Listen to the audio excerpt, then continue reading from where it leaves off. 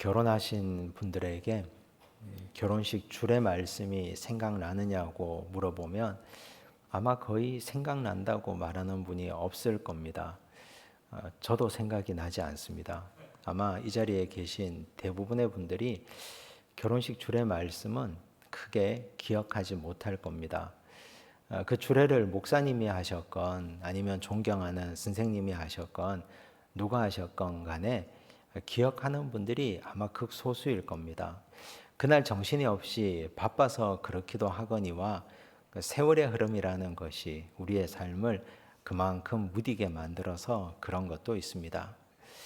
그런데 어떤 일에 대해서는 내가 마음을 먹고 시작한 일에 대해서는 초심을 지키면서 그 마음을 끝까지 간직하고 유지하고 사는 사람들이 있습니다. 사업을 시작할 때 내가 이 사업, 이 마음 가지고 끝까지 한번 달려봐야 되겠다라고 생각하신 분, 아마 그분은 그런 마음을 가지고 계속해서 전진하면 성공하지 못할 이유가 없습니다. 학업도 그렇고 인간관계도 그렇고 모든 일에 초심이 대단히 중요합니다. 내가 20년 전에 어떤 마음을 품었던가, 내가 처음에 이 일을 시작할 때 그때 어떤 느낌이었던가를 시간이 지나면서 흐릿하게 되고 잊어버리게 되면 성공하기가 어렵지 않겠습니까? 오늘 우리가 읽은 하나님 말씀을 보면 여호수아는 그 첫 마음을 지금까지 고스란히 하나도 흐트러지지 않고 그대로 간직하고 있음을 볼 수 있습니다.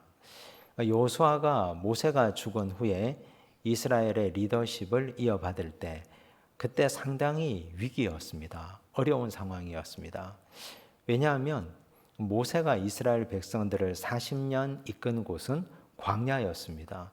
물론 광야가 편했다는 것은 아닙니다. 힘들었습니다. 매일같이 사막의 모래바람과 싸워야 하고 가도 가도 끝도 없는 사막을 매일 걸어서 40년을 걸어야 되는 그 여정, 그거 쉽다고 말할 수는 없습니다. 그런데 여호수아가 이스라엘 백성들을 맡았을 때 그때는 아마 여호수아 입장에서는 더 괴로웠을 겁니다. 이 말 안 듣는 백성들을 이끌고 가나안 땅에 들어가서 가나안 7 족속과 싸워서 전투를 해야 됩니다. 싸우면 승부가 나지 않습니까? 이기든지 지든지. 그런데 지면 그 다음에 재기해서 또 싸울 수 있는 게 아닙니다. 이 싸움은 지면 바로 끝장입니다. 이스라엘 백성들은 이 전쟁에서 지면 바로 죽음이고 그 죽음은 바로 지금까지 해왔던 모든 것이 다 수포로 돌아가는 걸 의미합니다. 여호수아가 이스라엘 백성들을 이어받았을 때 그때 자기 눈앞에 있는 건 요단강이었습니다. 요단강을 건넜습니다. 그 다음 자기 눈앞에 펼쳐진 건 여리고성이었습니다. 그렇게 가나안 7 족속을 다 물리치고 가나안 정복 전쟁을 성공적으로 끝내고 땅 분배하고 도피성을 지정했습니다. 레위 지파를 48개 성읍으로 다 분산 배치했습니다. 성공한 인생 아닙니까? 그리고 르우벤 지파, 갓 지파, 므낫세 반 지파를 요단 동쪽 땅으로 돌려보냈습니다. 이제야말로 이제는 내가 정말 성공한 인생이 되었구나. 얼마나 행복하고 뿌듯했겠습니까? 그렇게 어려웠던 시절을 잘 극복하고 이겨냈던 자신에 대해서 자랑스러워할 만도 합니다. 이제 전쟁이 끝난 지 시간이 좀 지났습니다. 1절을 보십시오. 함께 읽겠습니다. 여호와께서 주위의 모든 원수들로부터 이스라엘을 쉬게 하신 지 오랜 후에 여호수아가 나이 많아 늙은지라. 이제 여호수아가 전쟁을 손을 놓았습니다. 이스라엘 백성들도 더 이상 전쟁하지 않습니다. 여호수아는 이제 하나님 나라 갈 날이 얼마 남지 않았던 시점입니다. 그런데 그때 여호수아가 백성들의 지도자들을 불러 모읍니다. 2절을 보십시오. 함께 읽겠습니다. 여호수아가 온 이스라엘 곧 그들의 장로들과 수령들과 재판장들과 관리들을 불러다가 그들에게 이르되 나는 나이가 많아 늙었도다. 이런저런 지도자들을 다 불렀습니다. 이스라엘의 지도자급에 있는 사람들은 다 모았습니다. 여호수아 마지막 장 23장과 24장은 여호수아의 고별 설교입니다. 지도자들을 불러 모아놓고 여호수아가 이제 마지막 설교를 하는 장면입니다. 여호수아가 입을 열어서 그 설교의 첫 시작이 얼마나 중요하겠습니까? 마지막 설교인데 여호수아가 세상을 떠나기 직전에 지도자들에게 꼭 하고 싶은 말씀을 하는 장면인데 매우 중요한 말씀입니다. 3절을 보십시오. 함께 읽습니다. 너희의 하나님 여호와께서 너희를 위하여 이 모든 나라에 행하신 일을 너희가 다 보았거니와 너희의 하나님 여호와 그는 너희를 위하여 싸우신 이시니라. 3절의 주어가 너희의 하나님 여호와입니다. 너희의 하나님 여호와가 너희를 위하여 싸우셨다. 너희의 하나님 여호와가 이 3절의 주어가 됩니다. 설교 시작하는데 그 첫머리의 주인공으로 하나님을 등장시켰습니다. 5절도 보십시오. 함께 읽겠습니다. 너희의 하나님 여호와 그가 너희 앞에서 그들을 쫓아내사 너희 목전에서 그들을 떠나게 하시리니 너희의 하나님 여호와께서 너희에게 말씀하신 대로 너희가 그 땅을 차지할 것이라. 아직까지 차지하지 못한 땅도 하나님께서 주어가 되셔서 능히 너희들로 하여금 그들을 쫓아내실 것이다. 그런데 우리가 여기서 여호수아의 입장이 되어서 한번 생각해 보신다면 입장이 좀 달라질 수 있습니다. 평생을 수고했습니다. 평생을 여호수아는 이스라엘 백성들을 위해서 자신의 전생애를 바쳤다 해도 과언이 아닙니다. 이제 세상을 떠나기 직전입니다. 지도자들을 불러 놓아놓고 야, 내가 수고한 거 너희들 다 알지. 요단강 앞에 섰을 때 그때 너희들은 오합지졸이고 강은 창일하게 불어서 넘쳐나고 있고 우리는 뗏목 하나 없는데 그때 참 암담했는데 내가 하나님께 기도했더니 하나님이 나에게 이런 말씀을 해주셨더라. 내가 기도한 것처럼 너희도 기도해라. 이 정도는 말할 수 있는 것 아닙니까? 여리고성 앞에 섰을 때도 그때도 너무너무 암담했고 여리고성 전투를 승리로 이끌고 나서 아이성에서 실패했을 때 그때 아간의 범죄가 드러났을 때 나는 정말 무너지는 것 같았다. 자신의 역사를 자기중심적으로 다 풀어서 이야기할 수 있습니다. 그런데 23장, 24장을 아무리 읽어봐도 여호수아는 자기가 드러나는 말을 단 한 번도 한 적이 없습니다. 그는 이 설교의 첫머리의 주어를 하나님으로 삼았고 끝까지 하나님께서 그들을 쫓아내셨다. 앞으로도 하나님께서 너희를 위하여 그들을 쫓아내실 것이다. 하나님이 주인 되는 인생, 하나님이 주어가 되는 삶을 자신의 인생으로 철저하게 복종시켜서 말하고 있습니다. 이건 그렇게 쉬운 일이 아닙니다. 우리도 사실 자녀들 앞에서 야, 아버지가 얼마나 힘든 인생을 살아왔는지 아느냐. 네 엄마가 이렇게 하나님 앞에서 살아왔고 나 정도나 되니까 너 키웠지. 우린 그런 말 얼마나 입에 달고 자주 하지 않습니까?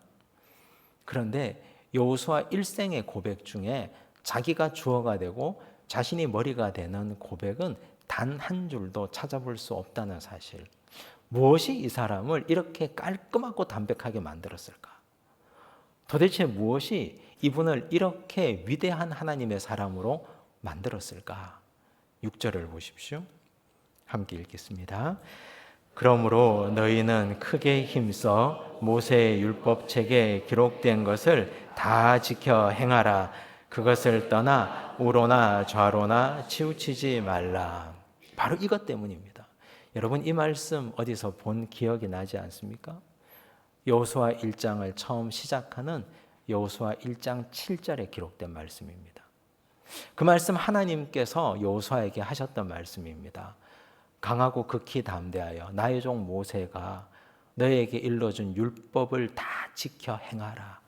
우로나 좌로나 치우치지 말라. 그리하면 어디로 가든지 형통하리니 라고 말씀하셨습니다. 우로나 좌로나 이 순서도 바뀌지 않습니다. 좌로나 우로나 이렇게 바뀌어지지 않았습니다. 하나님께서 여호수아를 리더로 세우실 때 모세가 세상을 떠나고 나서 여호수아를 지도자로 세우실 때 그때 하나님 앞에서 무릎을 꿇고 엎드려서 받았던 그 말씀, 그 초심의 말씀, 처음 받았던 그 말씀 그거 꼭 붙잡고 여호수아는 평생을 살았던 겁니다. 그 말씀을 얼마나 오랫동안 붙잡고 살았던지 우로나 좌로나, 이게 좌로나 우로나도 바뀌지도 않고 순서도 똑같이 전하고 있습니다. 항상 마음에 새기고 있었다는 증거 아니겠습니까? 여호수아는 정말 그렇게 살았습니다. 그는 좌로나 우로나 단 한 번도 치우친 적이 없었습니다. 에브라임 지파 아닙니까?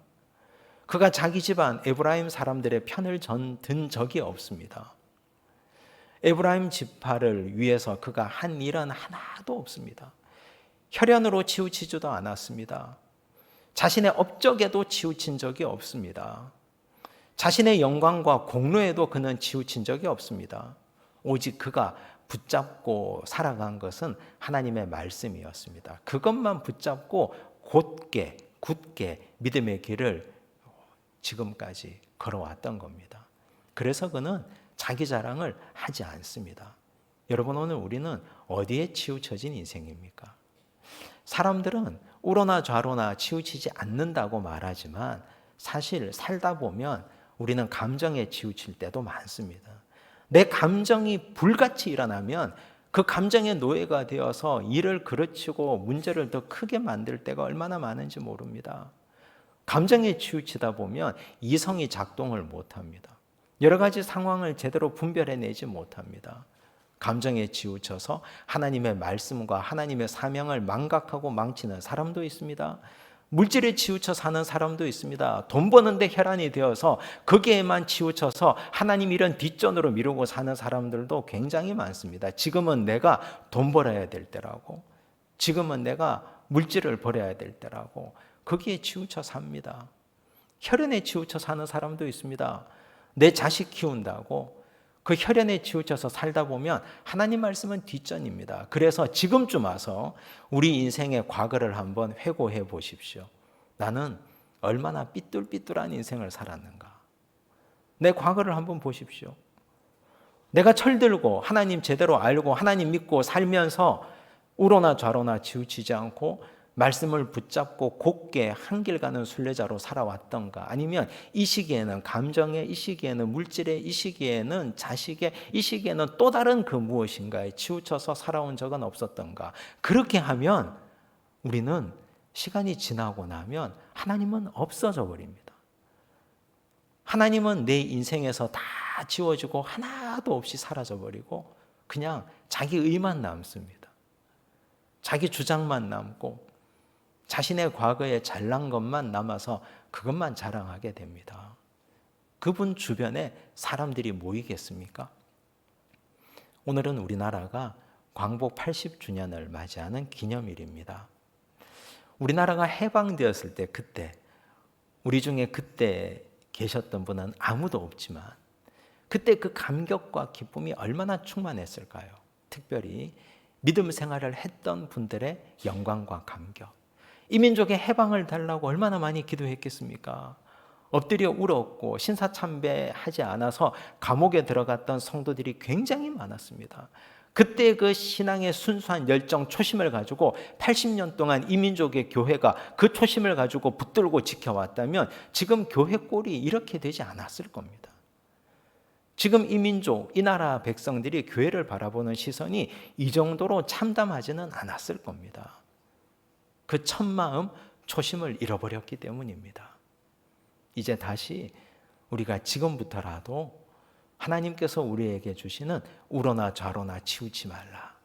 그 한 말씀 부여잡고 하나님 말씀을 중심으로 잡고 그 말씀의 길을 굳게 우직하게 걸어갈 수 있기를 바랍니다.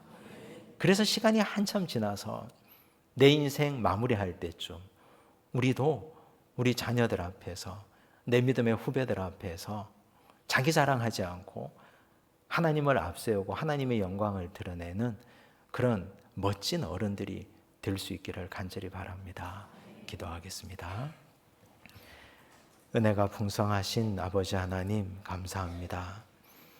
우리의 삶의 여정을 돌아보면 어떨 때는 우로, 어떨 때는 좌로, 어떨 때는 드러누워 있을 때가 많았습니다. 치우쳐 살았던 우리의 삶을 아버지 용서하여 주시옵소서. 여호수아의 평생의 삶이 우로나 좌로나 치우치지 않고 하나님께서 그에게 주셨던 첫 말씀을 부여잡고 그 말씀 앞에서 살아갔던 그분의 믿음을 보았습니다. 아버지, 오늘 우리에게도 그 믿음 허락하여 주시옵소서. 아버지, 오늘 우리에게도 그 신앙 허락하여 주시옵소서. 치우치지 않는 믿음, 흔들리지 않는 신앙 가지고 살아가도록 도우시고, 이 나라와 이 민족이, 특별히 교회가 하나님 앞에서 초심을 가지고 흔들리지 않고 살아가게 하여 주시옵소서. 예수 중심의 삶을 살도록 도우시고, 예수님의 말씀, 하나님의 진리의 말씀이 우리의 삶을 이끌어가는 유일한 동력이 되게 하여 주시옵소서. 모든 말씀 예수님 이름으로 기도드리옵나이다. 아멘.